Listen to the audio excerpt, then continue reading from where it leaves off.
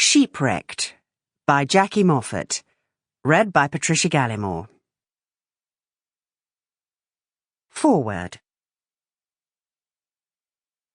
Early in life, the author's mother must have recognised her daughter's revolutionary tendencies, and that the saying, "You should never mess with a redhead," is unfortunately true. Son-in-law having broken his back in a fall from a horse on holiday at Morecambe Bay, one detects her despair at the announcement that said daughter, plus damaged husband, planned to emigrate to a disused smallholding in ultimate Cumbria to pursue the good life, in preference to their more conventional habitat of Walton-on-Thames. The ensuing story is told, as she speaks, with humour and self-deprecation. It touches on the wider lunacies of central authority and the idiosyncrasies of newly discovered agricultural neighbours. Knowing Jackie, who, with her husband Malcolm, has been my occasional friend for 20 years, has greatly enriched my life. Her scepticism of official doctrine is healthy, unusually free from spite, and completely in tune with the countryside to which she has become accustomed, at a time when its best traditions of the care of livestock and the soil have been bleeding to death.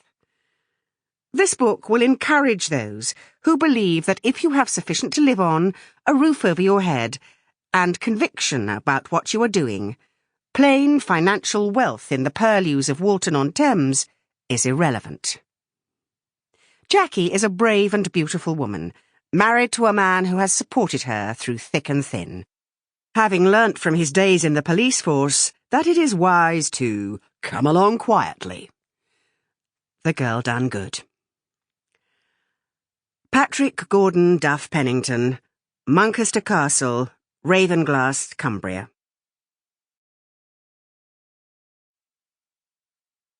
Prologue. The contents of a woman's handbag are a pretty accurate barometer of her lifestyle.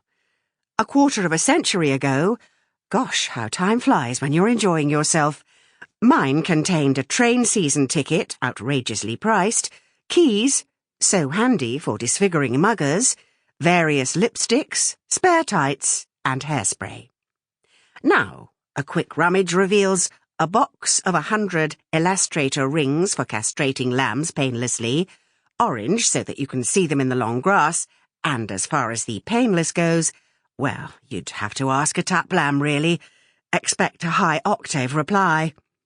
A very uncool mobile phone the size of a shoebox, and a leaflet about domestic wind turbines. Would you trust a woman who carries such things about with her? No, me neither. Seasons shift. Daily tasks and patterns change, and living in harmony with the land means that you, as much as the wildlife or the hedgerows or the skeins of geese overhead, are part of that unchanging seasonal rhythm.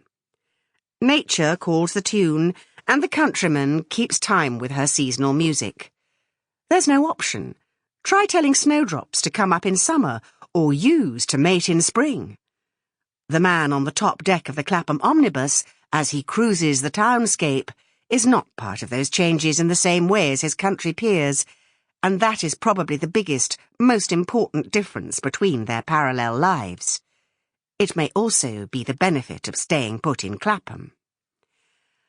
As far as seasonal changes go, mere mortals like me can do little about it except watch, groan and grumble about the weather.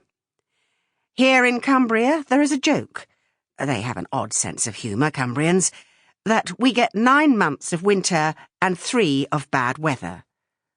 I don't think that is especially true, but I do confess to a wry smile, some might say it's not a smile at all, but a pretty unpleasant smirk, when it's sunny here and pelting in Basingstoke. As far as the changing patterns of life go, ours have changed as often as the emphasis of life at Rowfoot has shifted.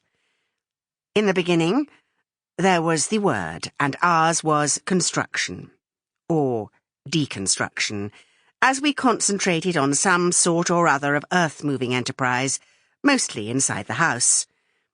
At the height of activities, we came to regard proper wardrobes Sample complete. Ready to continue?